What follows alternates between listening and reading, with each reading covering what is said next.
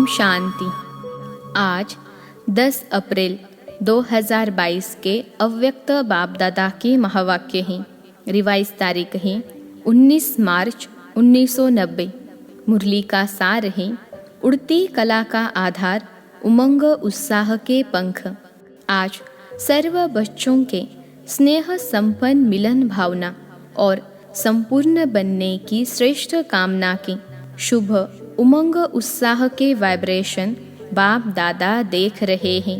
हर बच्चे के अंदर, उसमें भी इस कल्प में पहली बार मिलने वाले बच्चों का उत्साह और इस कल्प में अनेक बार मिलने वाले बच्चों का उत्साह अपना अपना है, जिसको आप अपनी भाषा में कहते हो नए बच्चे और पुराने बच्चे, लेकिन है सभी अति पुराने से पुराने, क्योंकि पुरानी पहचान बाप की तरफ, ब्राह्मण परिवार की तरफ आकर्षित कर यहाँ लाई है।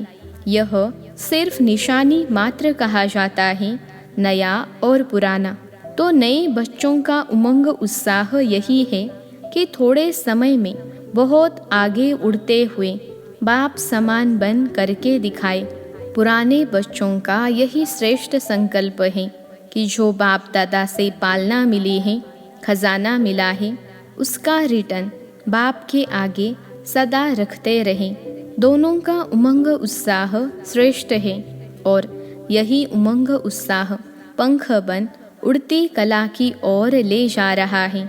उड़ती कला के पंख ज्ञान योग तो है ही, लेकिन प्रत्यक्ष स्वरूप में सारी दिनचर्या में, हर समय, हर कर्म में, हर दिन नया उमंग उत्साह स्वतः ही उत्पन्न होता है।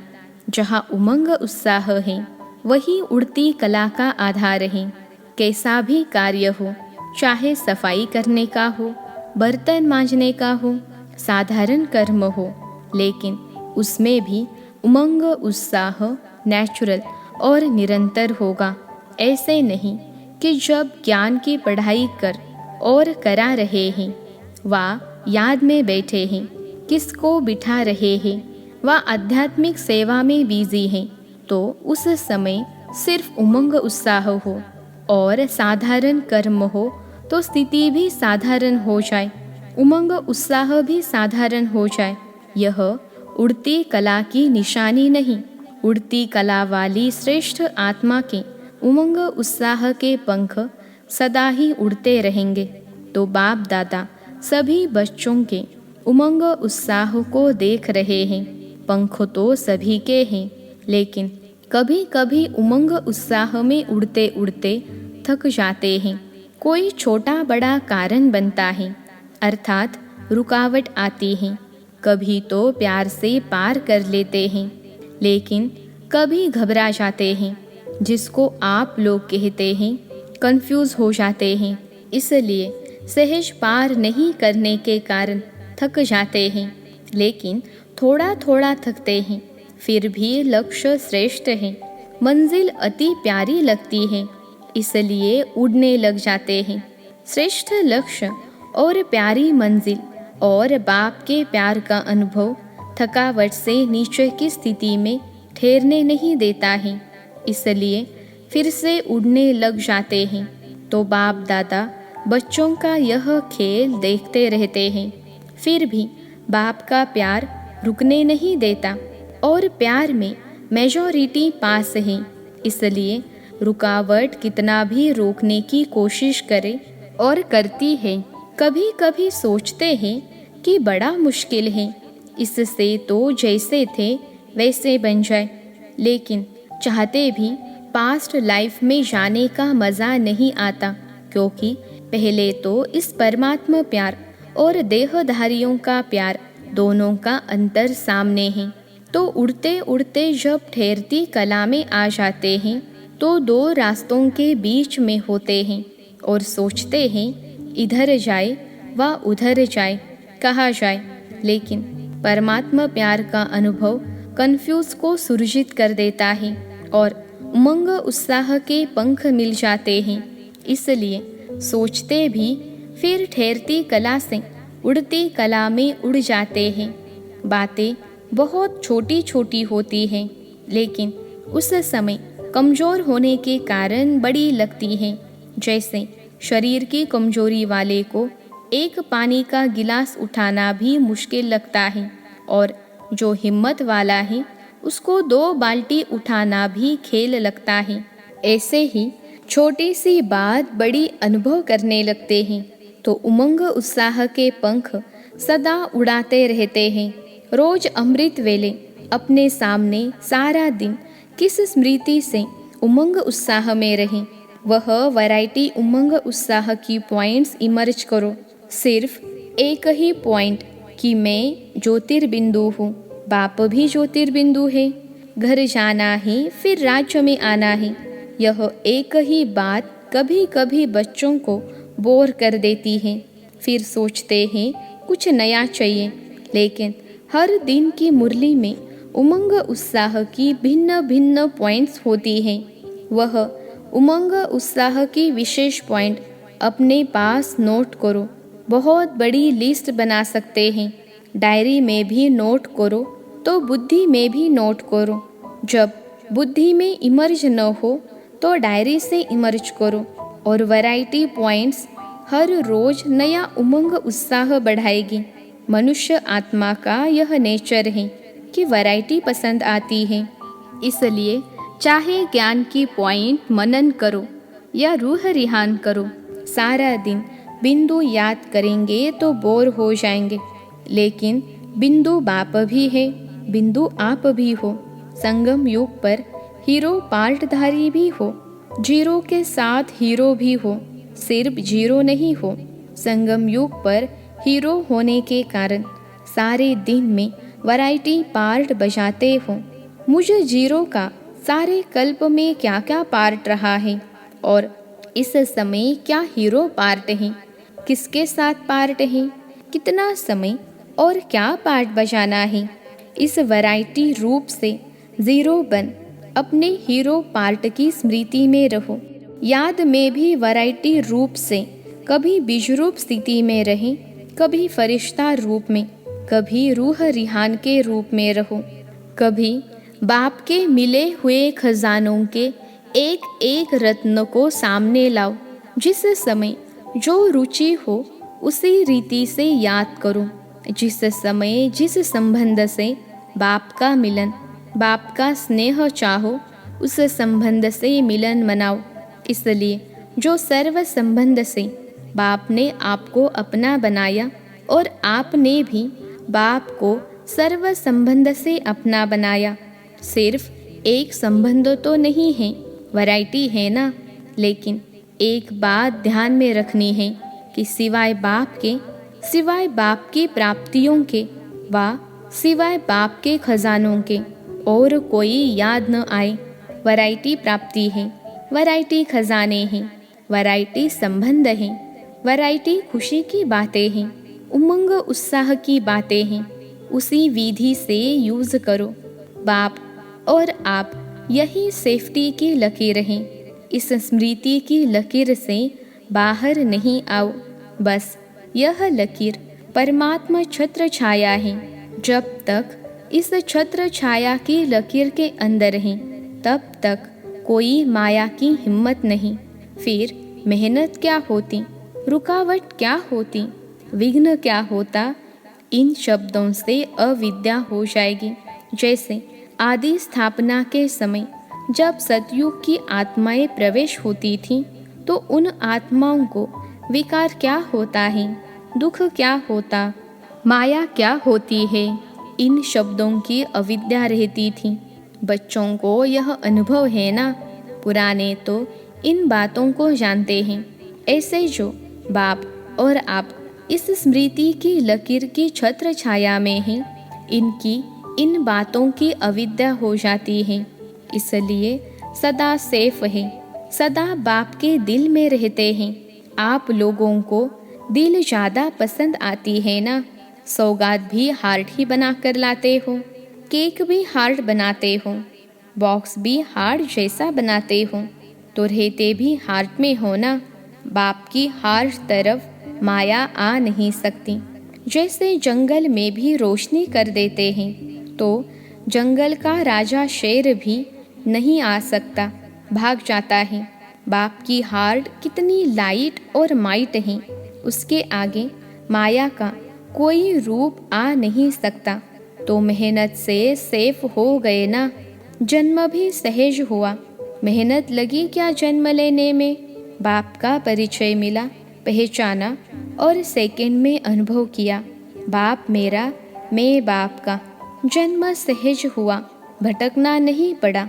आपके देश रूपी घर में बाप ने बच्चों को निमित्त बनाकर भेजा।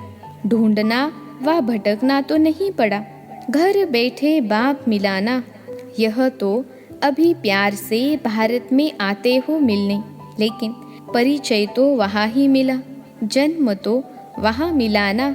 जन्म अति सहज हुआ तो पालना भी अति सहज है। सिर्फ अनुभव करो और जाएंगे भी सहज ही। बाप के साथ साथ जाना है ना, या बीच में धर्मराजपुरी में रुकना है। सभी साथ चलने वाले होना। सभी का यह दृढ़ संकल्प है कि साथ हैं और साथ चलेंगे और आगे भी ब्रह्मा बाबा के साथ राज्य में व पार्ट में आएंगे। पक्का संकल्प है ना। चलते चलते थक जाएंगे तो रुक जाएंगे, फिर क्या करेंगे, क्योंकि बाप तो उस समय रुकेंगे नहीं। अभी रुक रहे हैं, अभी समय दिया है, उस समय नहीं रुकेंगे। उस समय तो सेकंड में उड़ेंगे। अभी नए नए बच्चों के लिए लेट हुआ है, लेकिन टू लेट का बोर्ड नहीं लगा है। अभी तो नई दुनिया आने के लिए, नए नए बच्चों के लिए रुकी हुई है कि यह भी लास्ट सो फास्ट और फर्स्ट नंबर तक पहुंच जाए। सभी साथ जाने के लिए तैयार होना। जो इस कल्प में पहली बार आए हैं, बाप दादा मुबारक देते हैं। छोटे छोटे बच्चों पर बड़ों का प्यार होता है, तो बाप का और बड़े भाई बहनों का आप लोगों से विशेष प्यार है। लाडले हो गए ना। नए बच्चे लाडले हैं, चाहे नए हो व पुराने हो। सभी के लिए फास्ट गति फर्स्ट आने की है। छत्र छाया में रहना, सदा दिल में रहना, यही सबसे सहज तीव्र गति है। अपने आप को कभी भी बोर नहीं करो। सदा अपने आप के लिए वैरायटी रूप से उमंग उत्साह इमर्ज करो। डबल विदेशी कभी कभी कोई यह भी सोचते हैं कि हमारा कल्चर और इंडिया का कल्चर बहुत फ़र्क है। इंडियन कल्चर कभी पसंद आता, कभी नहीं आता, लेकिन यह तो न इंडियन कल्चर है न विदेश का कल्चर है। यह तो ब्राह्मण कल्चर है। ब्रह्मा कुमार, ब्रह्मा कुमारी, यह नाम तो सभी को पसंद है ना। ब्रह्मा बाप से भी बहुत प्यार है और बी के जीवन भी अति प्यारी हैं। कभी कभी सफ़ेद कपड़ों के बजाय रंगीन कपड़े याद आते हैं, क्योंकि सफ़ेद कपड़े जल्दी मैले हो जाते हैं। दफ्तर में जाते हो व कहाँ भी ऐसे स्थानों पर जाते हो तो जो ड्रेस आप पहनते हो उसके लिए बाप दादा मना नहीं करते, लेकिन उसी वृत्ति से नहीं पहनो कि हमारा फॉरेन कल्चर है, यही मेरी पर्सनैलिटी है। इस रीति से नहीं पहनो, सेवा भाव से भले पहनो, पर्सनैलिटी के लक्ष्य से नहीं। ब्राह्मण जीवन का लक्ष्य हो, सेवा अर्थ, आवश्यकता अर्थ पहनते हो तो कोई मना नहीं, लेकिन वह भी निमित्त बनी हुई आत्माओं से वेरीफाई कराओ। ऐसे नहीं कि बाप दादा ने छुट्टी दे दी फिर आप मना क्यों करते हो। कभी कभी बहुत हंसी की बातें करते हैं, जो मतलब के अक्षर होते हैं वह याद रखते हैं, लेकिन उसके पीछे जो कायदे की बात होती है वह भूल जाते हैं। होशियारी तो बाप दादा को अच्छी लगती है, लेकिन होशियारी लिमिट में हो, अनलिमिट में न हो। खाओ पियो पहनो खेलो, लेकिन लिमिट में। तो कौन सा कल्चर पसंद है? जो ब्रह्मा बाप का कल्चर, वह ब्रह्मा कुमार कुमारियों का कल्चर है, पसंद है ना। इन्हों में एक बात अच्छी है जो साफ बोल देते हैं। सभी एक जैसे नहीं हैं। कोई कोई ऐसे हैं जो अपनी कमजोरी वर्णन करते हैं लेकिन विम्जिकल बन जाते हैं। बार बार वही स्मृति में लाते रहते, मैं कमजोर हूँ। ऐसे नाजुक नहीं बनो। विशेषताओं को भूल जाएंगे, कमजोरी को ही सोचते रहेंगे। यह नहीं करना। कमजोरी सुनाओ ज़रूर, लेकिन जब बाप को दी तो फिर किसके पास रही? फिर क्यों यह सोचते हो मैं ऐसा हूँ? बाप को दे दिया ना। बाप दादा को पत्र लिख कमजोरियाँ दे देते हो, या पत्र लिख बाप दादा के कमरे में रख देते हो? तो फिर सोचते हो जवाब तो मिला नहीं। बाप दादा ऐसे जवाब नहीं देते। जो कमी आपने दे दी तो बाप दादा उसी ही जगह पर आपको शक्ति, खुशी, उमंग, उत्साह भर देता है। तो जो बाप दादा देता है वह लेते नहीं हो, सिर्फ सोचते हो कि जवाब तो मिला नहीं। जो बाप देता है उसको लेने का प्रयत्न करो, जवाब का इंतज़ार नहीं करो। शक्ति, खुशी लेते जाओ, फिर देखो कितना अच्छा उमंग, उत्साह रहता है। जिस घड़ी अपनी कमजोरी लिखते हो व निमित्त बनी हुई आत्माओं को सुनाते हो तो दे दी माना खत्म। अभी मिल क्या रहा है वह सोचो। बाप दादा के पास एक एक के कितने पत्र आते। बाप दादा उत्तर नहीं देता, लेकिन जो आवश्यकता है, जो कमी है, उसको भरने का रिटर्न देता है। बाकी याद प्यार तो रोज देते ही है। कोई दिन ऐसा है जो याद प्यार न मिला हो।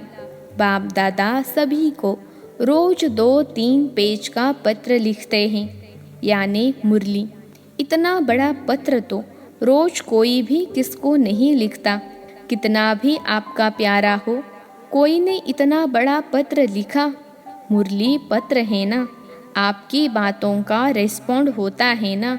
तो इतना बड़ा पत्र लिखते भी, बोलते भी, जो आप विशेष पत्र लिखते हो उसका विशेष रिटर्न भी करते हैं, क्योंकि लाडले सिखिलते हो।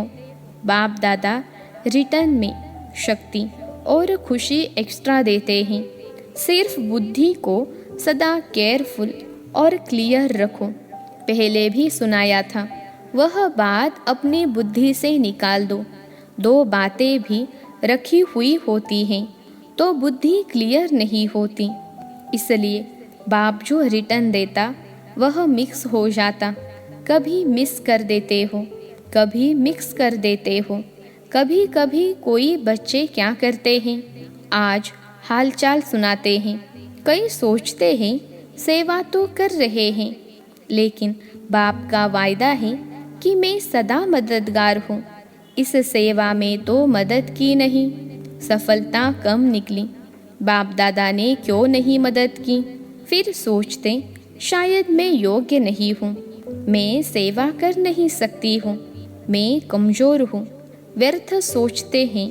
लेकिन अगर कोई बच्चा सेवा की मदद के लिए बाप के आगे संकल्प करते भी हैं, खुली दिल से करो, लेकिन इसका रिटर्न बाप दादा सेवा के समय विशेष मदद देते हैं। सिर्फ एक विधि अपनाओ, कैसी भी मुश्किल सेवा हो, लेकिन बाप को सेवा भी बुद्धि से अर्पण कर दो। मैंने किया, सफलता नहीं हुई, मैं कहाँ से आया? बाप करन करावन हार की जिम्मेवारी भूल करके अपने ऊपर क्यों उठाई? यह रॉन्ग हो जाता है। बाप की सेवा है, बाप अवश्य करेगा। बाप को आगे रखो, अपने को आगे नहीं रखो। मैंने यह किया, यह मैं शब्द सफलता को दूर करता है। समझा? अच्छा, चारों ओर के सदा उमंग उत्साह में उड़ने वाले तीव्र पुरुषार्थी आत्माओं को, सदा बाप की दिल में रहने वाली विशेष मनियों को, सदा बाप और आप इस स्मृति की छत्र छाया में रहने वाले, सदा ठहरती कला गिरती कला से पार, उड़ती कला में आगे बढ़ने वाले, सदा अपने को वैरायटी पॉइंट्स से खुशी और नशे में आगे बढ़ाने वाली श्रेष्ठ आत्माओं को बाप दादा का याद प्यार और नमस्ते। हम रूहानी बच्चों की सिखिलते रूहानी माता पिता बाप दादा को याद प्यार, गुड मॉर्निंग और नमस्ते बाबा नमस्ते। आज का वरदान है, ब्राह्मण जीवन में अलौकिक मौजों का अनुभव करने वाले, कर्मों की गुह्य गति के ज्ञाता भव। ब्राह्मण जीवन में अलौकिक मौजों का अनुभव करने वाले, कर्मों की गुह्य गति के ज्ञाता भव। विश्लेषण है, ब्राह्मण जीवन मौज की जीवन है, लेकिन मौज में रहने का अर्थ यह नहीं कि जो आया वह किया, मस्त रहा। यह अल्पकाल के सुख की मौज व अल्पकाल के संबंध संपर्क की मौज सदा काल की प्रसन्न चित्त स्थिति से भिन्न है। जो आया वह बोला, जो आया वह किया। हम तो मौज में रहते हैं, ऐसे अल्पकाल के मन मौजी नहीं बनो, सदा काल की रूहानी अलौकिक मौज में रहो। यही यथार्थ ब्राह्मण जीवन है। मौज के साथ कर्मों की गुह्य गति के ज्ञाता भी बनो। आज का स्लोगन है, अहम और वहम में आने के बजाय सर्व पर रहम करो। अहम और वहम में आने के बजाय सर्व पर रहम करो। अच्छा, ओम शांति।